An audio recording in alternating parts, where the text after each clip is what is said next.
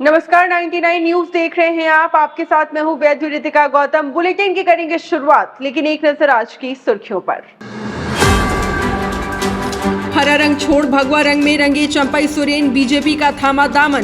गाजे बाजे के साथ हुआ स्वागत, बीजेपी के दिग्गज नेता रहे मौजूद। हेमंत कैबिनेट में शामिल हुए रामदास सोरेन, मंत्री पद की ली शपथ। कोल्हान मजबूत करने की मिली जिम्मेदारी।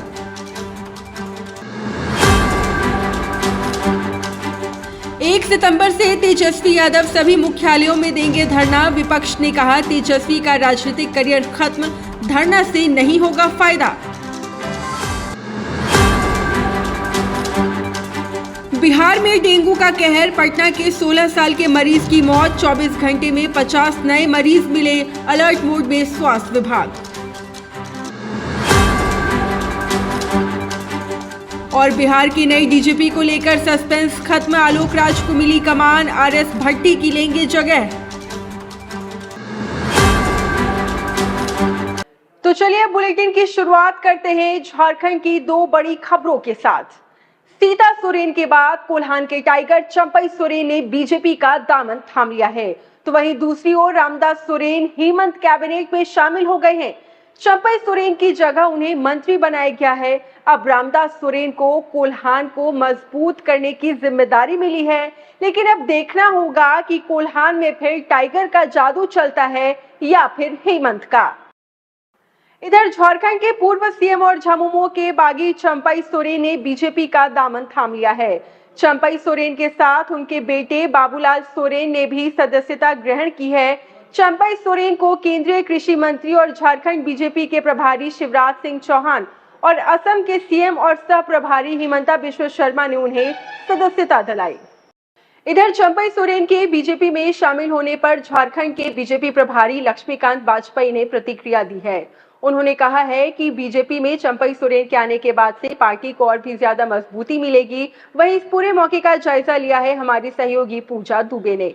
झारखंड प्रदेश के बीजेपी प्रभारी लक्ष्मीकांत वाजपेयी यहाँ पर मौजूद हैं और जिस तरीके से आज चंपई सोरेन ने भारतीय जनता पार्टी का दामन थामा और उन्होंने यहाँ से एक हुंकार भरी है कि किस तरीके से आदिवासियों को वो बचाना चाहते हैं और जो आंदोलन उनकी है जिसके वजह से वो पूरी तरीके से झारखंडियों के लिए हैं, वो सारी बातें उन्होंने मंच पर रखी है। और हम लोग कोशिश करेंगे लक्ष्मीकांत वाजपेयी जी से भी बातचीत करने की, आखिर उनका इस पूरे मामले को लेकर के क्या कुछ कहना है, क्या कुछ उनकी इस मामले को लेकर के बातें हैं, हम उनसे भी जानने की कोशिश करेंगे।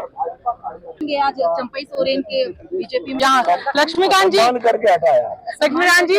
कहा था कि हम जरूर बात करेंगे और हम जानना चाहेंगे अब इन सारी चीजों को, घटनाक्रम को आप कैसे देखते हैं? तो मैं तो केवल इतना देखता हूँ कि झारखंड की राजनीति में एक परिवर्तन आ रहा है और इस परिवर्तन का स्वागत किया जाए। सर, उन्होंने कहा है कि आदिवासियों को जिस तरीके से यहाँ पर परेशान किया गया है, लूटा गया है, उन सभी को अब बचाने के लिए वो आ चुके हैं। एक लाइन में अगर मैं कहूँ कि कहने को तो आदिवासी मुख्यमंत्री हेमंत सोरेन जी आदरणीय है, लेकिन हेमंत सोरेन जी ये देख लें, उनका लुटेरा गैंग है जो झारखंड को लूट रहा है, उसमें कौन सा आदिवासी है? एक खुद आदिवासी और लुटेरे गैंग के सारे झारखंड की खनिज संपदा को लूट रहे हैं, झारखंड को आर्थिक दृष्टि से कमजोर कर रहे हैं। वो राज्य के मुख्यमंत्री कहलाने लग नहीं। उन्होंने बात किया है, एडजस्ट क्या करना, कार्यकर्ता है, कार्यकर्ता के रूप में आए हैं और जैसे और कार्यकर्ताओं से काम लिया जाता है और उनका उपयोग होता है, ऐसे इनका उपयोग। सर, उनको किस तरीके से सम्मान अब देने जा रहे हैं? ना, कार्यकर्ता है, कार्यकर्ता के रूप में उनका सम्मान होगा। देखिए, तो कार्यकर्ता हैं और अब जिस तरीके से उन्होंने कहा है कि हम पूरी तरीके से उन्हें सम्मान देंगे और आदिवासी मुख्यमंत्री हैं, लेकिन आदिवासियों के लिए हेमंत सोरेन ने क्या कुछ किया, इस पर उन्होंने सवाल उठाए हैं। फिलहाल इस खबर में मैं इतना ही, सहयोगी सुशील के साथ में पूजा दुबे, 99 न्यूज, रांची। चंपई सोरेन के बीजेपी में शामिल होने पर जेएमएम की तरफ से भी प्रतिक्रिया सामने आ रही है। इस दौरान झारखंड सरकार की मंत्री मिथिलेश ठाकुर ने भी अपना बयान दिया है। उन्होंने साफ तौर पर कहा है कि जेएमएम हमेशा से चंपई दा के लिए उनका घर है, उनका परिवार है और देर सवेर एक दिन जरूर वो अपने घर लौटेंगे। जरा आप भी सुनिए। व्यवस्था नहीं है। आप देखिए, चंपई दा ही इस बारे में बता सकते हैं। चंपई दा हमारे सम्मानित हैं, चंपई दा का हमेशा हम सम्मान करते हैं और आगे भी करते रहेंगे। ये उनका व्यक्तिगत निर्णय है और किस परिस्थिति में उन्होंने ये निर्णय लिया ये उनकी अंतरात्मा बताएगी, क्योंकि उनका असली परिवार तो झारखंड मुक्ति मोर्चा है। और निश्चित रूप से आने वाले दिनों में मुझे पूरी उम्मीद है कि देर सवेर वो अपने घर में लौटेंगे वापस। चंपई सोरेन का जेएमएम से इस्तीफे के बाद हेमंत कैबिनेट में घाटशिला से जेएमएम विधायक रामदास सोरेन को जगह मिली है। राज्यपाल संतोष गंगवार ने राजभवन में रामदास सोरेन को मंत्री पद की शपथ दिलाई है। मंत्री बनने के बाद राज्यपाल के साथ साथ मुख्यमंत्री हेमंत सोरेन ने रामदास को बधाई दी। वहीं रामदास सोरेन ने भी कहा कि हर जिम्मेवारी को वो पूरी तरीके से निभाएंगे। आपको पता नहीं, बहुत पुराने साथी हैं और बहुत पुराने झारखंड आंदोलनकारी हैं, और वैसे ही आंदोलनकारियों की बदौलत आज हम झारखंड राज्य लेने में सफल हुए हैं और झारखंडी कहलाते हैं। कैबिनेट में उनका योगदान हुआ है। कैबिनेट में हमारे साथ वो हमारे कलीग बनकर आए हैं आज, और बहुत अनुभव है उनके पास, और उस अनुभव का लाभ झारखंड की जनता को निश्चित रूप से मिलेगा। जो जिम्मेदारी माननीय मुख्यमंत्री ने सौंपी है, बहुत ही महत्वपूर्ण विभागों की जिम्मेदारी है, जल संसाधन और उच्च शिक्षा। आप देखेंगे कि बहुत ही अच्छे निर्णय होंगे इस राज्य हित में। इधर रामदास सोरेन के मंत्री बनने के बाद हेमंत कैबिनेट के तमाम मंत्रियों ने अपनी राय रामदास सोरेन को लेकर रखी है। सत्ताधारी झामुमो के साथ साथ कांग्रेस कोटे के मंत्रियों ने भी रामदास सोरेन को जुझारू नेता बताया है। जरा आप भी सुनिए। सबसे पहले तो मैं अपने राज्य के लोकप्रिय डायनेमिक मुख्यमंत्री हेमंत जी को बधाई देता हूं कि कभी हम लोग सोचा नहीं था कि रामदास सोरेन जी एकदम कोर आदिवासी हैं, उनको इतना बड़ा सम्मान। बेबी देवी जब मंत्री बनाया जा रहा था तो ये भाजपा के लोग हंस रहे थे कि यार कहाँ से लिया है, क्या है, नहीं है। आज देखिए गरीब को अगर सम्मान, अगर कोई गरीब को किचन से उठा के अगर मुख्यमंत्री जी बड़ा सम्मान देते हैं तो एक मैसेज तो जाता ही जाता है। रामदास सोरेन जी काफी अनुभवी लीडर रहे हैं और सदन में मैंने देखा है, उनकी आवाज को मैंने देखा है, तो उनको देखने से लगता है कि नहीं आदिवासी कल्चर, एक आदिवासी सोच, लगता है कि अपनापन, अबुआ रामदास। तो बहुत बड़ा पैगाम मुख्यमंत्री जी ने दिया है और हमें लगता है कि चंपई सोरेन उनके आगे पीछे भी नहीं रहेंगे। चंपई सोरेन जी ने बहुत बड़ी भूल की है और चलिए आप गए तो नए व्यक्ति आ गए हैं, नया पारी की शुरुआत होगी, योजनाओं का लाभ मिलेगा, लोगों का काम होगा।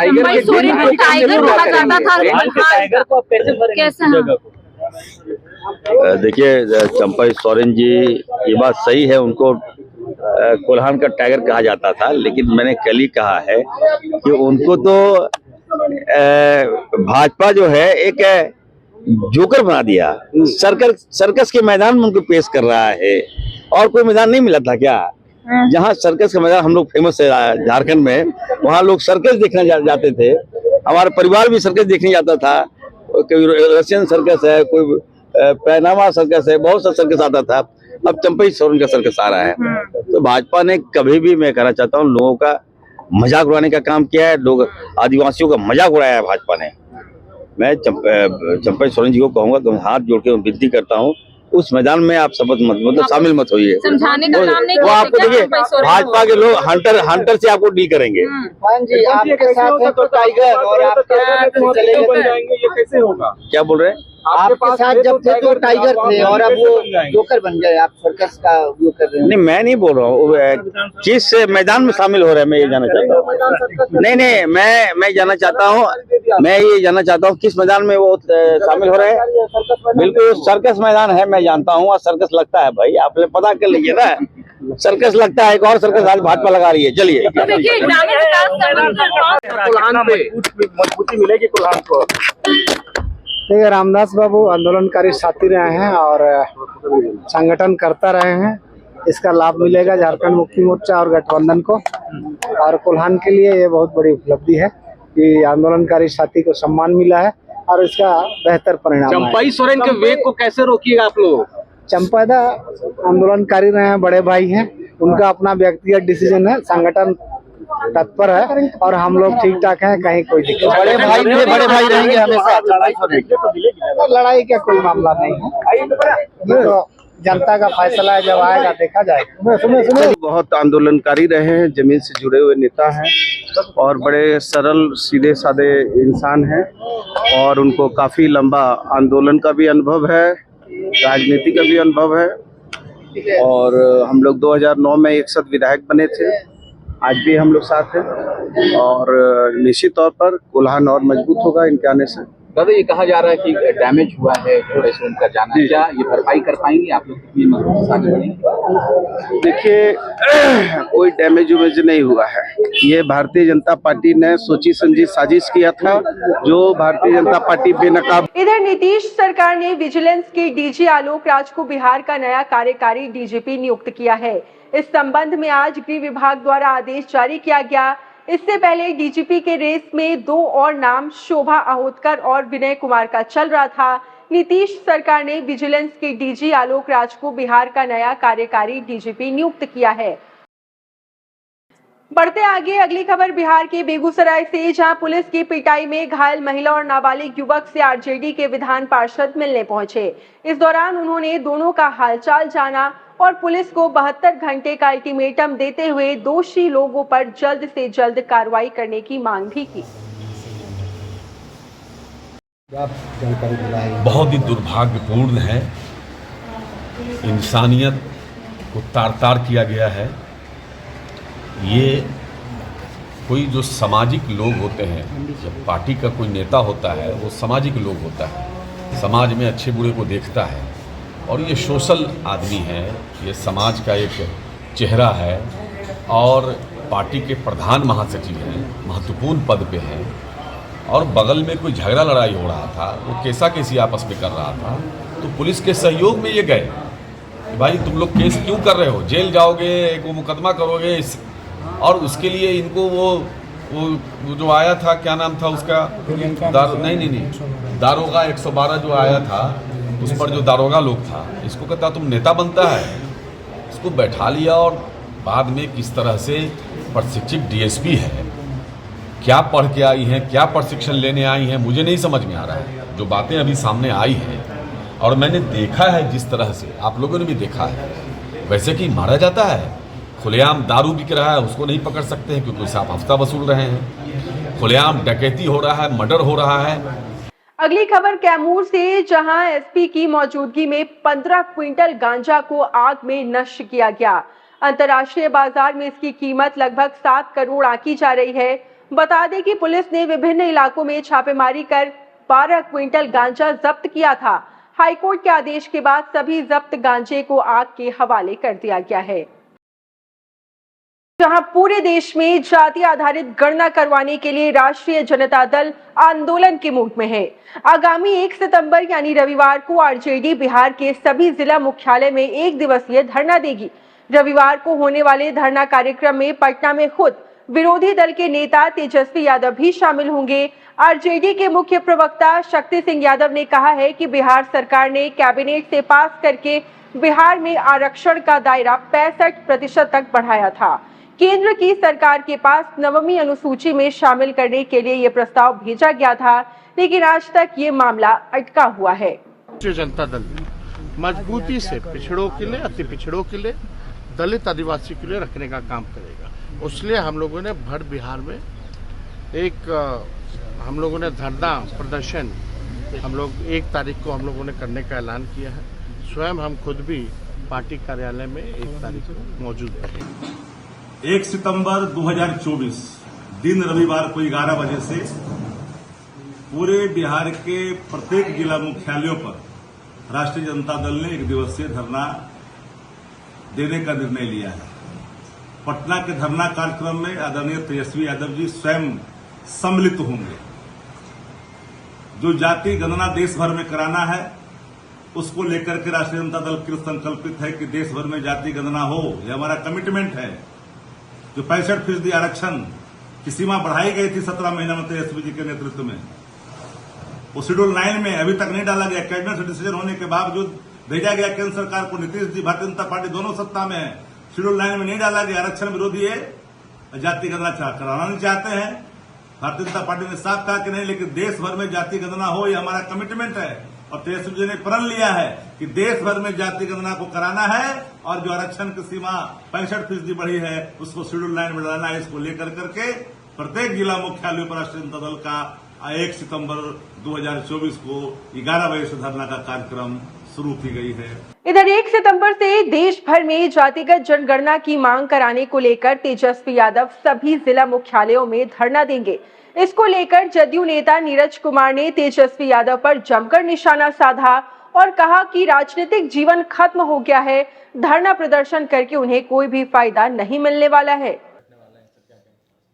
लोकसभा चुनाव परिणाम जो पीड़ाजनक था, जिसमें राजनीति की अर्थी सज गई, 4 सीट आया तेजस्वी यादव जी के नेतृत्व में। राजनीति के कोविड काल में चले गए, कोरोना में चले गए, विधानसभा के सत्र में भी लापता पाए गए। 1 सितंबर को संभवतः भादो महीना है, तब भादवा बनिएगा, 1 सितंबर को धरना दीजिएगा। और धरना जाति गणना के लिए तो बिहार ने तो करके दिखा दिया तेजस्वी यादव जी। और राजनीति में हिम्मत अगर है, अभी नौजवान हैं, सारी सुविधा सरकार आपको देती है। चलिए कर्नाटका, बेंगलोर, मौसम भी सुहाना है, वहाँ जाति गणना हो चुका है, उसकी रिपोर्ट सार्वजनिक करना है, एक साथ बैठ के धरना देंगे। चलिए पश्चिम बंगाल, क्योंकि पश्चिम बंगाल से आपका कोलकाता से बड़ा सरोकार है। शराब कंपनी से राजद को अच्छा पैसा मिला था चंदे के रूप में, डोनेशन के रूप में। तो आप चलिए पश्चिम बंगाल में मांगा जाए, जाति सर्वे बिहार मॉडल पर कराओ। पूरे बिहार में, देश में बिहार मॉडल पर जाति सर्वे हो, इसके लिए गैर भाजपा शासित प्रदेश में धरना दीजिए, चाहे पंजाब हो, दिल्ली हो, हम चलने को तैयार हैं। साथ ही साथ परेशानी इस बात का है कि जाति सर्वे तो हमने करा लिया, 9वीं अनुसूची में बगैर इनके प्रतीक्षा के डाल दिया केंद्र सरकार से अनुरोध पत्र, लेकिन उसके बाद जमीन सर्वे हमने करवाने का फैसला लिया। अब जमीन सर्वे में दान में मिली हुई जमीन का हिसाब देना होगा कि ये जमीन कहाँ से आया, किसने दिया, वंशावली देना होगा, बेटी का भी नाम देना होगा। नेता प्रतिपक्ष तेजस्वी यादव जी का होने जा रहा धरना सिर्फ एक दिखावा है। वो भ्रम और अफवाह फैलाकर जनता की सहानुभूति बटोरना चाहते हैं। उन्हें तो अपने माता और पिताजी से पूछना चाहिए कि 15 साल के उनके शासनकाल के दौरान कितनों को उन्होंने आरक्षण दिया, उन्होंने जातीय जनगणना क्यों नहीं कराई, आरक्षण का दायरा क्यों नहीं बढ़ाया, क्या तब उन्हें किसी ने ऐसा करने से रोका था? दरअसल तेजस्वी जी अपनी खोई हुई राजनीतिक जमीन की तलाश में लगे हुए हैं। सत्ता को उन्होंने अपनी जागीर समझ रखी है। जनता उन्हें जितना नकारती है, तेजस्वी जी उतने ही अपने आप को जनता का पैरोकार सिद्ध करने में लगे हैं। यह धरना एक राजनीतिक स्टंट है, दिखावा है, छलावा है। तेजस्वी जी जनता की आंखों में धूल झोंकने का काम कर रहे हैं, लेकिन बिहार की प्रबुद्ध जनता सब समझ चुकी है, वह झांसे में आने वाली नहीं है। कहावत है कि दूध का जला छाछ भी फूंक कर पीता है, काठ की हांडी दोबारा नहीं चढ़ती। तेजस्वी जी कुछ भी कर ले, जनता उनको कभी स्वीकार नहीं करेगी। बढ़ते आगे, जहां बिहार के जल संसाधन मंत्री विजय चौधरी ने पीसी कर विभाग की उपलब्धियों को गिनवाया और कहा कि गंगा जल आपूर्ति योजना के तहत गया और नालंदा में गंगा जल पहुंचाया जा रहा है। इस बार 7 निश्चय योजना के तहत 119 हेक्टेयर सिंचाई योग्य भूमि को पुनर्स्थापित करने का लक्ष्य रखा गया है। जिन क्षेत्रों में खेती योग्य जमीन नहीं है, वहां अतिरिक्त सिंचाई के लिए जल पहुंचाने का काम हम लोग कर रहे हैं। ये सूचना एवं जनसंपर्क विभाग द्वारा आयोजित प्रेस वार्ता के कार्यक्रम से आपको भी बताते हैं और आपके माध्यम से बिहार के लोगों को भी बताते हैं। आप सब जानते हैं कि जल संसाधन विभाग एक महत्वपूर्ण विभाग है और वो इस मायने में है कि एक तो भारत अलग कृषि प्रधान देश है, लेकिन भारत जितना कृषि प्रधान देश है उससे अधिक बिहार एक कृषि प्रधान राज्य है, क्योंकि यहाँ अधिक से अधिक आबादी कृषि पर निर्भर करती है और कृषि बिना सिंचाई के कृषि में उपलब्धि सोची नहीं जा सकती है। तो उस मायने में खास तौर से ग्रामीण अर्थव्यवस्था जो इस प्रदेश के या राष्ट्रीय अर्थव्यवस्था की रीढ़ होती है, उसको मजबूत करने के लिए कृषि विभाग और जल संसाधन विभाग पर पूरा ध्यान रखा जाता है। और हम लोगों की सरकार जो मुख्यमंत्री नीतीश कुमार जी के नेतृत्व में पिछले लगभग 1.5-2 दशक से काम कर रही है, इसके प्राथमिकताओं में जल संसाधन विभाग हमेशा ऊपर रहा है। इधर ममता बनर्जी के 370 वाले बयान को लेकर बिहार में सियासी बवाल मचा हुआ है। बीजेपी के प्रदेश अध्यक्ष दिलीप जायसवाल ने ममता बनर्जी पर हमला बोला है और कहा है कि ममता पहले अपना घर तो संभाल ले, उसके बाद फिर वो देश की बात करे। मैंने कहा कि ये बातें बोलना किसी भी नेता के लिए पागलपन है। और जम्मू कश्मीर में जब 370 की धारा हटाने की बात थी तो कुछ अलगाववादी नेता और कुछ हमारे देश के नेता ने भी कहा था कि 370 आर्टिकल 370 धारा अगर हटेगा तो पूरा देश जलेगा, ये बात बोला था। आज उनके मुंह पर तमाचा पूरा देश का 140 करोड़ लोगों ने, जो कि मजबूत लोकतंत्र के वाहक हैं, उन्होंने उनको जवाब दे दिया। ममता बनर्जी को अपना काम करना चाहिए, अपराधी को मत बचाए। ममता बनर्जी अपराधी को बचाने का काम उसने किया है, इसीलिए ममता बनर्जी आज अपने चमड़े को, स्किन को सेव करने के लिए इस तरह की बातें बोल रही। इधर राजधानी पटना में डेंगू के डंक से लोग कराह रहे हैं। पटना के सबसे बड़े दूसरे अस्पताल एनएमसीएच में डेंगू के मरीजों की संख्या बढ़ रही है और मरीज मच्छरदानी में इलाज कराने को मजबूर हैं। बिहार में लगातार डेंगू के मरीज बढ़ रहे हैं। पिछले 24 घंटे में डेंगू के 50 नए मरीज मिले हैं। इतना ही नहीं, पटना के नालंदा मेडिकल कॉलेज अस्पताल में भर्ती 16 साल के मरीज की मौत भी हो गई। 24 अगस्त को उसे भर्ती कराया गया था। बताया जा रहा है कि उसका प्लेटलेट्स काफी कम हो गया था और काफी कोशिश के बावजूद भी डॉक्टर उसे बचा नहीं पाए। डेंगू मरीजों के लिए हमारे पास 55 बेड की व्यवस्था है, जो 20 bed female medicine ward, then 20 bed जो है मेल पुरुषों के लिए है, 10 बेड जो है बच्चों के लिए है और 5 बेड हम लोगों ने सुरक्षित रखा है इमरजेंसी में कि अगर कोई डेंगू का पेशेंट आता है तो उसको हम लोग एडमिट कर सकें। दूसरी बात है कि हम लोग डेंगू के मरीजों के लिए जितनी भी आवश्यक दवाइयाँ हैं उसको प्रचुर मात्रा में हम लोगों ने उपलब्ध करा दिया है। और इसके बावजूद भी अगर कोई ऐसी दवा जो कि उपलब्ध अभी तत्काल नहीं है तो उसको हम जन औषधि केंद्र से किसी भी समय रात में 12 बजे 2 बजे भी हम लोग उपलब्ध कराने की व्यवस्था रखे हैं, जिसका जो है भुगतान हम लोग रोगी कल्याण समिति मद से उसका हम लोग करने की व्यवस्था किया है। बढ़ते आगे अगली खबर बिहार के बेगूसराय जिले से, जहां एनएचएम कर्मियों ने 12 सूत्री मांगों को लेकर कैंटीन चौक के पास बिहार सरकार का पुतला दहन किया। इस दौरान कर्मियों ने राज्य सरकार के खिलाफ जमकर नारेबाजी की। कर्मियों का कहना था कि जब तक हमारी मांगों को पूरा नहीं कर दिया जाता तब तक हमारा आंदोलन जारी रहेगा।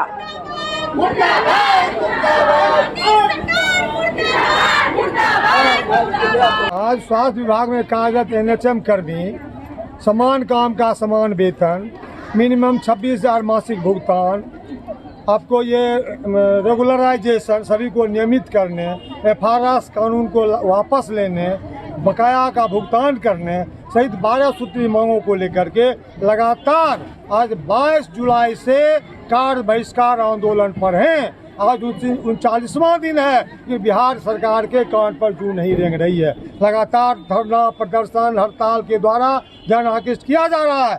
आज इनके समर्थन में रेगुलर कर्मचारी बिहार चिकित्सा जन स्वास्थ्य कर्मचारी बैनर तले जो रेगुलर कर्मचारी हैं वो आज भी आज 28, 29, 30 3 दिन का कार्य बहिष्कार कर रहे हैं। बावजूद इसके अभी तक सरकार कुछ नहीं कर रही है।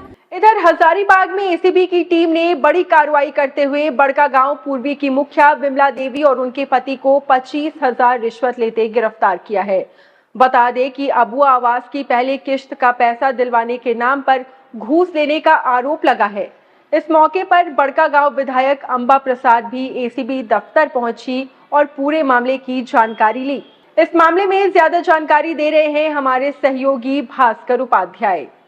देखिए, अभी मैं जिले के एसीबी दफ्तर के सामने हूँ। आज एसीबी ने बड़ी कार्रवाई करते हुए जिले के बड़कागांव से एक मुखिया और उनके पति को 25,000 रुपये रिश्वत के साथ में गिरफ्तार किया है और गिरफ्तारी के बाद में इसी दफ्तर में उनको यहाँ पे रखा गया है और आगे की जो कार्रवाई है वो चल रही है। बता दें कि मुखिया के ऊपर यह आरोप है कि उन्होंने अबू आवास के नाम पे सैंक्शन करने या फिर राशि को छोड़ने के एवज में 25,000 रुपये की मांग की थी और इस पैसे के साथ ही एसीबी ने उनको गिरफ्तार किया है।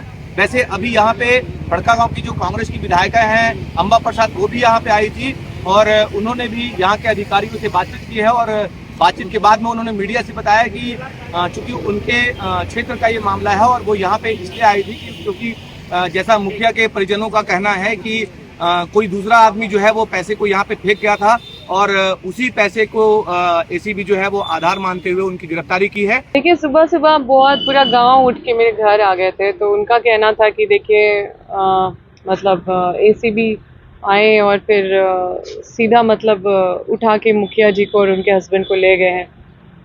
तो उनका कहना था कि पैसा कोई फेंका वो उठाएं, तो वैसा चीज़ इनके तरफ से जो आ रहा था।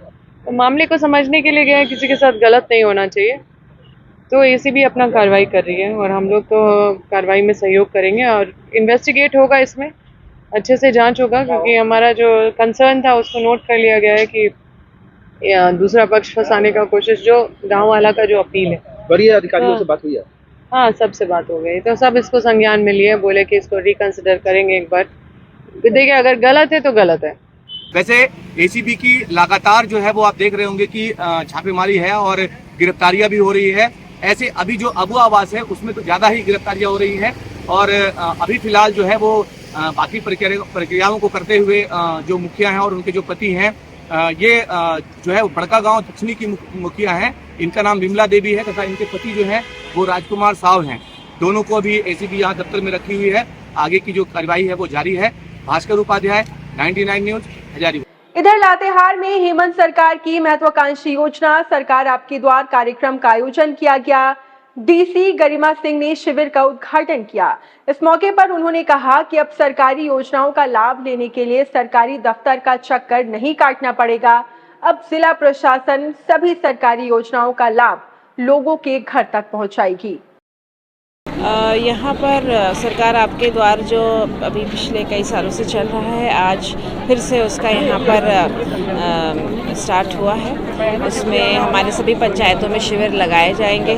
जो कार्य हमारे प्रखंड कार्यालय या हमारे जिला कार्यालय में होते थे वो सबको हम लोग यहाँ पर लोगों के समक्ष हम लोग यहाँ पर ला रहे हैं। इसमें कुछ स्कीम्स जो हमारी फोकस एरिया पे है उसमें भी हम लोग ज़्यादा से ज़्यादा आवेदन उस पर इकट्ठा करने का हम लोग पूरा प्रयास कर रहे हैं और यहाँ पर जितनी भी जनता यहाँ पर सही पंचायत में मौजूद है उन सबको सभी स्कीमों के बारे में वरीय पदाधिकारी द्वारा बता दिया गया है और यहाँ पे रिस्पांस काफ़ी अच्छा दिख रहा है। लोग भी काफ़ी आवेदन दे रहे हैं, तो होपफुली ये जो सरकार आपके द्वार का प्रोग्राम है लातेहार में बहुत अच्छा रहेगा और हम लोग जो आवेदन यहाँ पे आ रहे हैं जल्दी से जल्दी उसको निष्पादन कराने का हम लोग पूरा तैयारी करके रखे हैं। इधर गिरिडीह में भी हेमंत सरकार की महत्वाकांक्षी योजना सरकार आपके द्वार कार्यक्रम का आयोजन हुआ।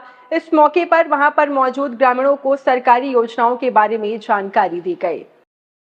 बढ़ते आगे, अगली खबर झारखंड के गुमला जिले से, जहां सभी प्रखंडों में ग्रामीण व्यवसाय को बढ़ावा देने के उद्देश्य से बाजार हाट का निर्माण किया गया था, लेकिन लंबे समय तक उसकी देखरेख नहीं किए जाने की वजह से आज वो पूरी तरीके से बर्बाद हो चुका है। वहीं पूरे बाजार का जायजा लिया है हमारे सहयोगी सुशील कुमार सिंह ने।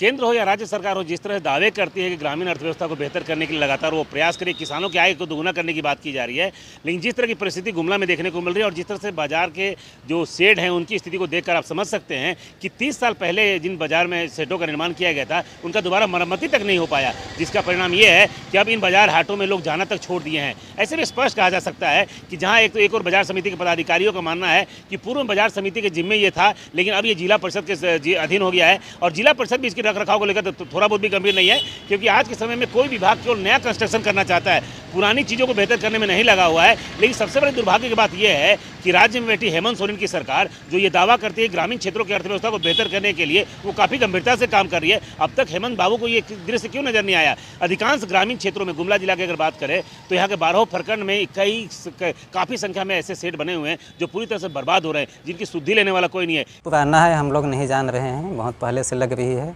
यहाँ बुध और शनिवार को बाजार लगती है, बहुत भीड़ रहती है, जगह नहीं होता है। ये बाजार समिति द्वारा यहाँ पर लिया हुआ है, फिर भी यहाँ पर जैसे टूटा फूटा ये है, छत लगा हुआ है, इसका कभी जीर्णोद्धार की बहुत आवश्यकता है। यहाँ अपना स्ट्रक्चर अभी भी बहुत जगह है, ठीक है।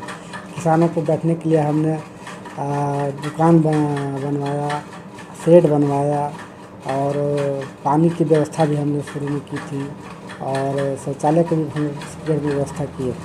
तो अभी धीरे धीरे सब जहाँ भी है वो खत्म हो चुका है। इन बाजार सेडों की स्थिति अगर यही बनी रही तो निश्चित रूप से कहा जा सकता है कि ग्रामीण अर्थव्यवस्था का रीढ़ कहा जाने वाला यह केंद्र एक समय में इतिहास के पन्नों में चला जाएगा, जिसकी पूरी जवाबदेही कहीं ना कहीं राज्य सरकार की होगी।